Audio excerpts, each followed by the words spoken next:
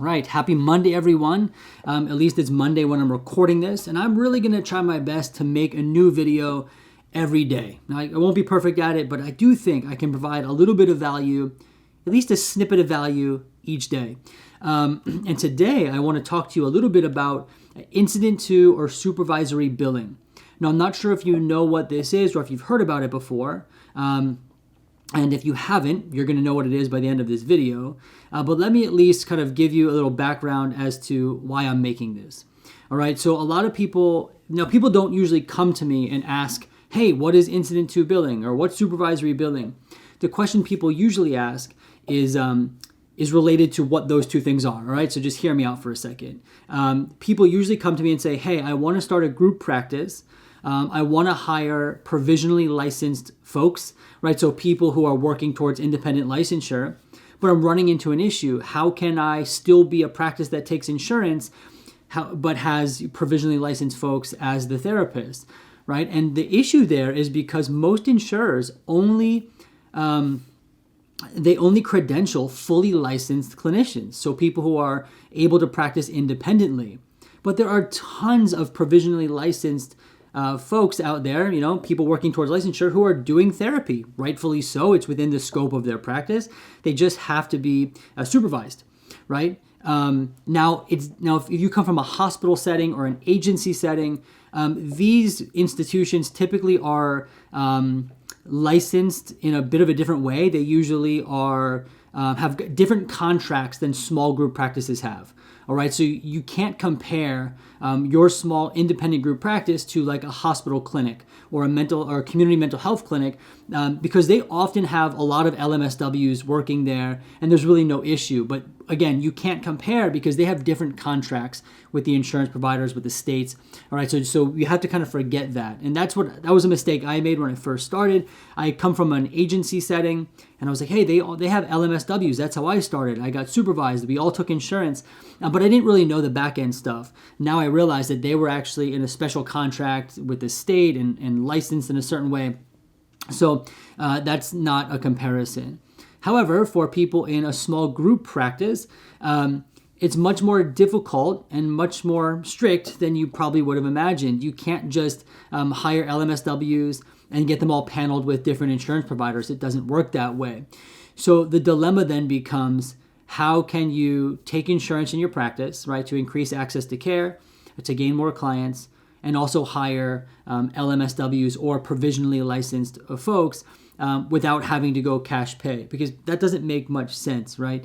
I don't know, think about it from a client's perspective. If they come in and all the provisionally licensed folks are cash pay, but then all the senior clinicians, the ones who are independently licensed, are all take insurance. Now, excuse me, you could do it that way, right? There's ways to make that work, but it's a little bit more difficult. So that's usually the problem that people come to me with. And what they usually don't know is that there is something called supervisory and incident to billing. Now, to put this really simply, this is a policy that a couple of insurers have adopted that allow a independently licensed clinician who is contracted with the insurer to supervise LMSWs and then submit claims on their behalf, which then allows for the care rendered by the LMSW to be covered by insurance. I hope that makes sense. Right, so I'm hearing myself talk. I think that makes sense, right? If you don't get that, leave a comment down below. I will try to re-clarify. I apologize. That was my calendar. And I'm supposed to be filming this video right now, right? Which I'm doing. So now, a couple of things to know about supervisory and incident to billing. It varies state by state, right? And it also varies by insurance provider. In the state of New York, I know that as of right now, which is December 2023, 2 insurance providers allow incident to or supervisory billing. This is Aetna and Cigna. And to prove it to you, I'm actually going to leave links down below to newsroom shoutouts. I don't know if they called it that, but basically news publications, Cigna sent me an email the other day saying they have a newsroom. I don't know what that means. It's a newsletter, both from Aetna and Cigna, that state they allow supervisory billing. All right, so I'm going to put that down below so you can see it from them that it's in writing that they allow for it. So in New York State, those are the only two that currently allow for it. All right. It might vary in other states. So if you are a clinician in New York, you can then be paneled with Aetna or Cigna and do supervisory billing, which means you can hire an LMSW into your practice, supervise their work, sign off on their notes. Now, you do have to follow the guidelines that are laid out in your contract. And so once you become credentialed, you can look at your contract and really see what exactly they require for Incident to billing. But generally speaking, they require you to supervise the client, the care of the client, right? To supervise the LMSW or the provisionally licensed person, which usually involves, ongoing supervision, obviously speaking with them about the case, taking responsibility of the case. Sometimes it involves meeting the client, signing off on notes, reviewing treatment plans, like all that kind of stuff, right? So you want to make sure you follow those guidelines. And again, you'll find those guidelines typically in the contract. But the good news here is that, if you want to start a group practice and you want to hire LMSWs, which makes sense, then, not all hope is lost. You can still take insurance. It just has to allow for Incident to and supervisory billing. Okay. Now, one time I actually made a video like this before where it was like a bigger video and I talked about this like inside of the video. And someone had critiqued me and said that there was a difference between supervisory and Incident to billing. For the most part, I've heard it used interchangeably. However, if I'm making a mistake and there's like a real difference between supervisory and Incident to billing, please let me know in the comments. I would love to know exactly what that difference is. But for the sake of this video, we're going to use supervisory or Incident to billing interchangeably. All right. So that is what it is.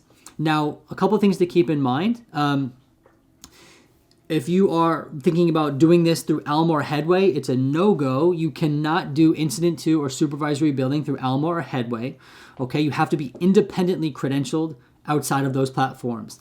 Now, if you want to know how to do that, I'll leave a link to another video down below. I talked about how I got credentialed outside of ALMA and Headway. So once you do that, you are then able to do the Incident to or supervisory billing with the insurers that allow it. All right.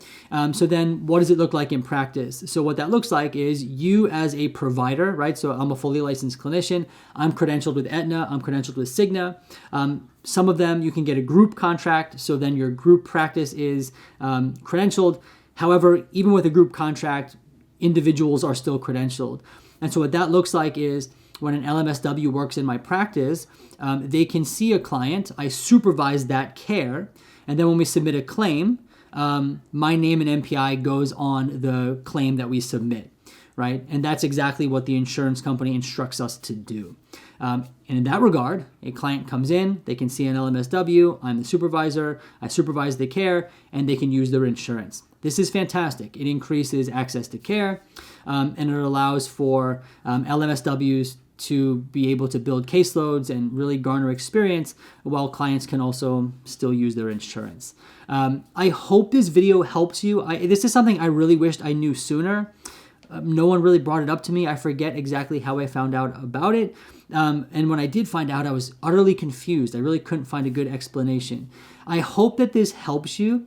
I hope it makes sense to you. If it doesn't, please let me know. I would love to re-clarify because I do want this to make sense.